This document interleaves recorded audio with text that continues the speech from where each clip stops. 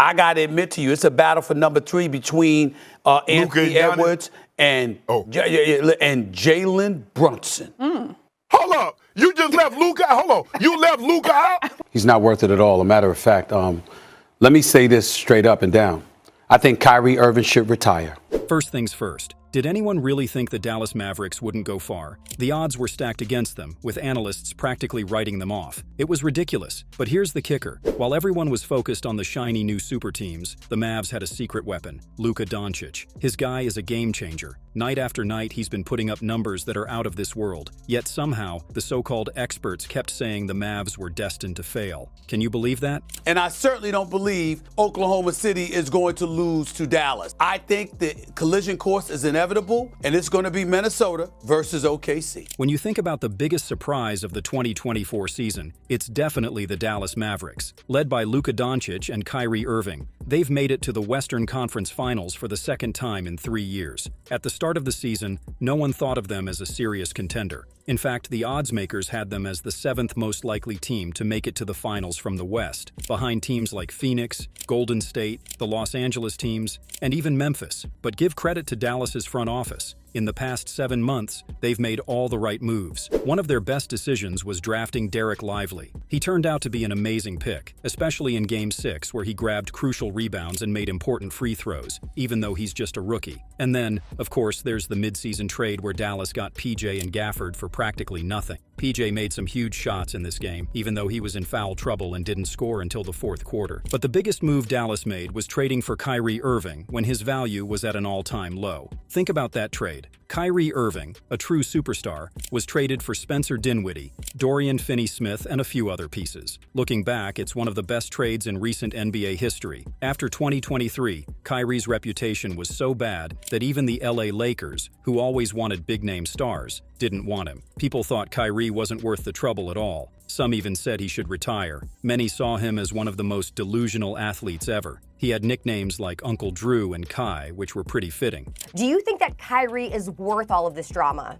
No, he's not. He's not worth it at all. A matter of fact, let me say this straight up and down. I think Kyrie Irving should retire. I think he should announce his retirement today. But after Game 6 against the Thunder, he deserves a new nickname, the Closeout King. This is because his record in closeout games is now a perfect 14-0. Looking at this year's postseason, Kyrie Irving really shined in the closeout games against the Clippers and Thunder. He averaged 26 points per game with a true shooting percentage of 58.8%, made 50% of his three-point shots, and had a plus-minus of 24. There's no doubt that Kyrie is the closeout king, and he deserves a lot of praise for his performance. On a side note, Stephen A. Smith, who has been one of Kyrie's biggest critics, was at the NBA pregame show, but was mysteriously absent during the post-game interview with Kyrie. Maybe it was a coincidence, but it was odd that Stephen A. Smith, who was there before the game, suddenly vanished afterward. Just something interesting to point out. Kyrie Irving has not prioritized basketball. I'm not saying he doesn't want to play all together.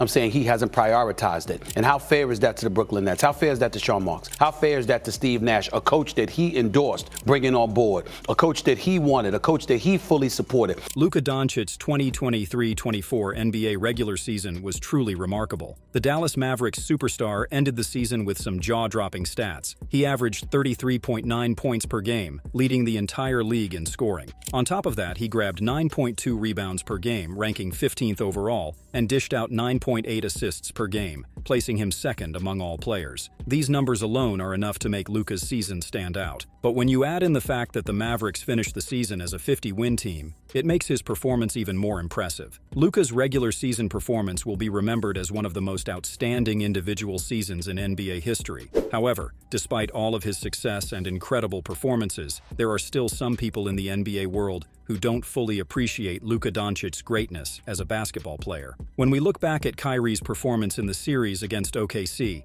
it was a bit rocky, especially on the offensive end. However, his clutch performances in crucial moments really stood out. In the 6 games of the series, Kyrie Irving had 3 games where he scored 12 points or less, which is unusual for him. In the first half of Game 6, he was playing passively, shooting 2 of 5 for just 4 points, with 2 turnovers, and a -10 rating. However, in the second half, Kyrie flipped the switch and became aggressive right from the start. This is the best version of Kyrie. He scored 18 points, made 4 threes, a game high, and added 8 points in the 4th quarter alone.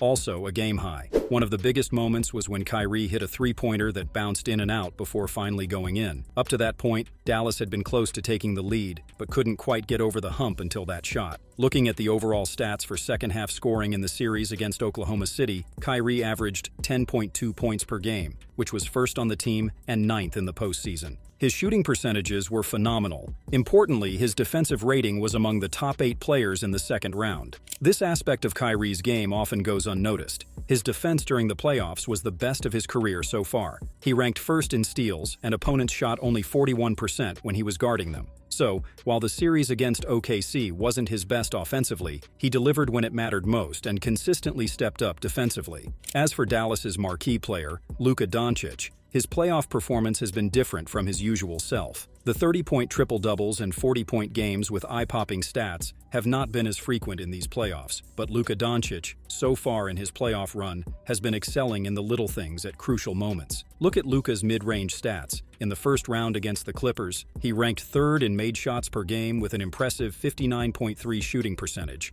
In the second round against OKC, even though the volume of shots was down, he was still top 5 in makes and shot exactly 50%. For the entire postseason, he's making 2.2 mid-range shots per game, with 26 total makes, both of which are top 3, and he's shooting 55.3% from mid-range. Among players in 2024, that's a high-volume, high-efficiency mid-range shooter. In Game 6 against OKC, Luka's three-point shot was working, but when the game was on the line, which shot did he choose? The step-back mid-range. Luka, please take more mid-range shots and stop settling for deep, contested threes. Speaking of big-time clutch shots, this series came down to Luka Doncic and Kyrie Irving outplaying SGA in the clutch moments. For SGA, it often felt like he was on his own as the primary creator and scorer late in games, which was tough for him. On the other hand, Dallas had two of the best fourth-quarter and clutch players in the NBA.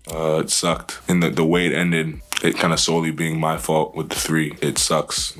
My teammates did so much throughout the night to get us in the position that we were with that last possession. Little details kind of nipped me in the butt, but I'll learn from it. Looking at Luka's fourth-quarter stats, he averaged 5.5 points per game, ranking 9th in the postseason, with a field goal percentage of 50% and a true shooting percentage of 55%. He also averaged 3 assists, which ranked first. Luka outperformed SGA in almost every game in the fourth quarter and led the entire NBA in points created in the fourth quarter by a significant margin. When you have a duo like Kyrie and Luka, who are known for their fourth-quarter heroics, it's already tough for any team to compete. But in Game 6, when PJ was hitting big shots, Derek was making clutch plays, and they were getting extra offensive rebounds, it became almost impossible for OKC to keep up. The dynamic duo of the Dallas Mavericks came out strong in Game 1 of the Western Conference Finals, silencing the noise in Minnesota by securing a victory. Luka Doncic and Kyrie Irving showcased their exceptional skills, perfectly balancing their game to overpower Anthony Edwards' squad. Kyrie Irving took charge in the first half, putting up an impressive 24 points by halftime. Meanwhile, Luka Doncic stepped up in the latter half, leading the Mavericks to victory with his dominant performance on both offense and defense. He scored 15 of his 33 points in the fourth quarter alone, leaving the Minnesota Timberwolves defense struggling to keep up.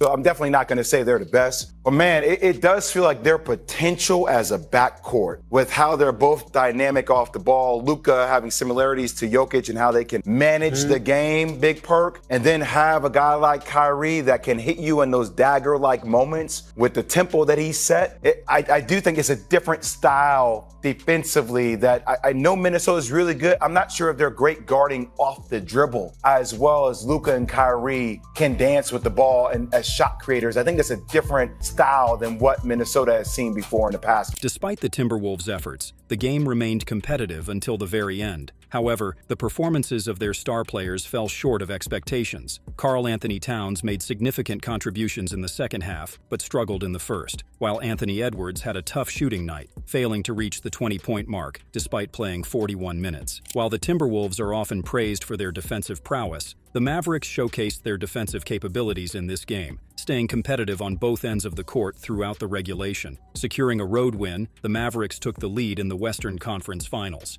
Following their victory, NBA fans couldn't contain their excitement, especially after witnessing the dominance of the Batman-Robin duo over the Timberwolves. Social media was abuzz with reactions to the thrilling game, with fans expressing their excitement and support for the Mavericks. Meanwhile, the Timberwolves faced some trolling from fans after the upset. In Friday's Game 2, Luka Doncic once again embraced the pressure that came with being asked to deliver a decisive shot. Take us through what you're looking for that last play, kind of how it developed, and just the emotion after that shot goes through. I don't decide what I'm going to look before the play. I just see what defense gives me. I didn't expect that we're going to switch. We're just going to play that pick and roll. I told you live coming. We'll just figure out from there. That's about it. Read the defense. While many would feel the weight of such a moment, for Luka, it only fueled his fire. He has always thrived under pressure, rising to the occasion when the stakes are highest. In the Western Conference Finals, a stage he's familiar with but never quite like this, just 2 wins away from the NBA Finals with 2 home games ahead, Luka soared to new heights. His step-back three-pointer over Rudy sealed the fate of the Minnesota Timberwolves, securing a thrilling 109-108 victory for the Dallas Mavericks after overcoming an 18-point deficit in the first half. Ahead of the Western Conference Finals, there was speculation that Edwards was calling out Kyrie Irving, expressing excitement about defending him and boldly stating that he had him figured out. However, Irving quickly turned those words into fuel for his motivation. He responded with an impressive performance, scoring 30 points on 52% shooting and outplaying Edwards on both ends of the floor. Reflecting on Edwards' comments, Irving admitted to using them as motivation, seeing them as a sign of respect, and recognizing the challenges that lay ahead. Used it as a motivation. When I was sitting at home and I saw it, I was like, it's just a nod of respect, and then also I knew what type of game it was going to be. Nevertheless, Irving emphasized that he didn't take Edwards' words negatively. Instead, he admired Edwards' fearless mentality and understood that he would face a tough matchup if he didn't bring his best game. In essence, Edwards' comments served as a reminder of the competitive spirit and fearlessness that define both players' approaches to the game. Now, Kyrie wasn't the only one with a personal grudge coming in this game. In the moments following his game-winning shot, Luka let out a primal scream, a reflection of the intensity of the moment. He directed his roar at Rudy Gobert, who later claimed he couldn't hear him amidst the stunned silence of the Target Center crowd. Those familiar with the Mavericks will attest to Luka's disdain for the French center. According to lip readers and on-court audio, he reportedly told Gobert, "You can't guard me," albeit with more colorful language. And as the final buzzer sounded, Luka didn't hold back, urging Timberwolves fans to leave with less than friendly farewells. So he can't effing guard you, huh? Sorry? He can't effing guard you? Who said that? You said that. I didn't say that. I was speaking Slovenian. Luka Doncic is undeniably leading the charge in this league's new era. As the best player aged 25 or under, he's already established himself as one of the premier talents of his generation. Now, with the opportunity to potentially become the first of this new generation to win the NBA Finals, he has the chance to solidify his status even further. With 5 consecutive seasons as a first-team All-NBA selection, there's no doubt that he's truly elite. However, the significance of his achievements depends entirely on one's perspective.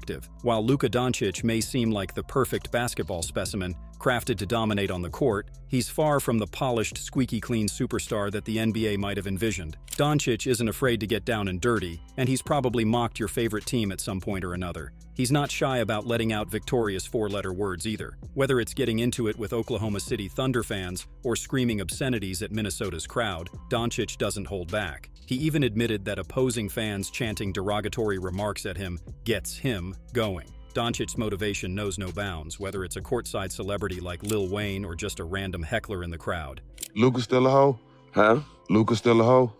No, that's Luka cold in the Doncic has faced criticism for his conditioning, often appearing sluggish on defense and lacking effort in transition opportunities. There are times when he seems more interested in arguing with referees than getting back on defense. Despite his seemingly humble physique, his behavior on the court doesn't always reflect the man-of-the-people image. However, these shortcomings don't fully capture Doncic's impact. This postseason run is forcing us to reconsider whether he might just be the best basketball player alive. During an appearance on Inside the NBA, Doncic was prodded into discussing Rudy Gobert. I mean, he's long, he can't move. I can move fast, but I can move faster than him. His game-winning step-back jumper in Game 2 felt like a masterful calculation, each dribble and crossover a part of a carefully crafted equation. Eventually, he created enough space to launch the shot, and he executed it perfectly. With teams that win the first 2 games in a conference finals boasting an impressive 58-6 record all-time, the stage is set for Luka Doncic, the league's most polarizing figure, to reach new heights. While his opponent may have stumbled after invoking the name of Michael Jordan, Doncic has continued to make a compelling case for being the NBA's next iconic face. His style of play may leave some fans feeling aggrieved rather than understanding, but imperfection is often what we come to accept from our sports heroes over time. After all, even Jordan himself was a flawed figure who became revered as time passed. Whether you love him or hate him, whether you're frustrated or mesmerized by his game, one thing is certain: Luka Doncic demands respect on the basketball court. He may not care if he's liked by everyone, but he's determined to ensure that he's respected for his undeniable talent and impact on the game. Doncic's triple-double, consisting of 32 points, 10 rebounds, and 13 assists, played a pivotal role in the Mavericks' narrow victory in Game 2 against the Timberwolves. Notably, he sank a late-game-winning three-pointer over Rudy Gobert, the 2024 Defensive Player of the Year, securing the win for Dallas. It's worth mentioning that this shot was his only field goal made in the fourth quarter. Kyrie Irving's presence on the Dallas Mavericks roster is proving to be invaluable during their postseason run. While much of the spotlight has rightfully been on Luka Doncic for his stellar on-court performances, Irving's contributions, both on and off the court, are also playing a significant role in the team's success. Irving's championship experience brings a unique perspective to the Mavericks, with only him and Morris possessing championship rings among the team's players. Despite Morris not seeing any playoff minutes, Irving's insights into what it takes to win at the highest level are undoubtedly valuable to the team. And knowing that this is a team success journey that we're on, this is our moment. So whether we play well or whether we don't, we all know that we're brothers and we're proud of each other. With Irving's championship pedigree and leadership qualities coupled with Doncic's brilliance on the court, the Mavericks find themselves in a prime position to make a deep postseason run and potentially return to the NBA Finals for the first time since 2011. There are various reasons why some people might harbor negative feelings towards an NBA player like Luka Doncic. One factor could be his playing style, which may not resonate with everyone.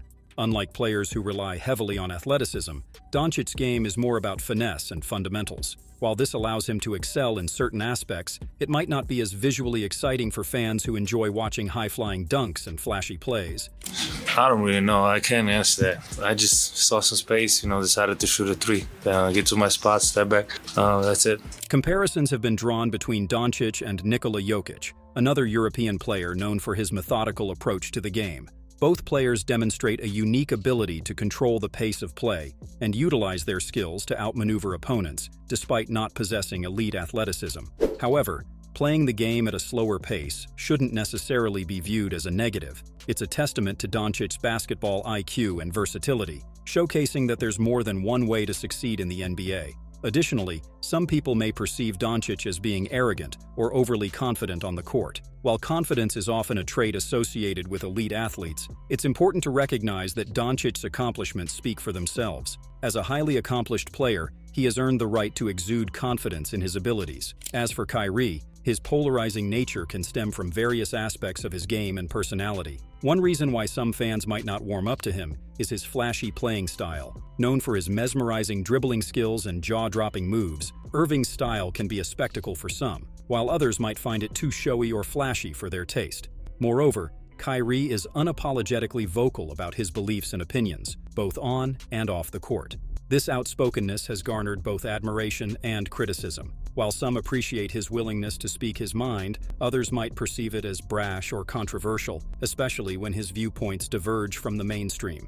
He thinks that he's above the fray a lot of times. It comes across as snobbish and aloof and looking down on other people. See, that's where the selfishness comes in here. The selfishness also comes in here when you're talking about leaving your teammates hanging. Beyond his on-court performance and outspoken nature, Kyrie's personal life and public persona also contribute to his polarizing image. From his involvement in social justice initiatives to his unconventional statements and actions, Kyrie often finds himself at the center of media scrutiny and public debate. However, despite the mixed opinions surrounding him, there's no denying Kyrie's undeniable talent and impact in basketball. His clutch performances, exceptional ball handling skills, and ability to thrive under pressure have solidified his status as one of the NBA's premier players, regardless of where fans stand on him personally. To wrap it up, people have different views about players like Luka Doncic and Kyrie Irving. Some like them, others don't. But no matter what people say, these players prove themselves on the court.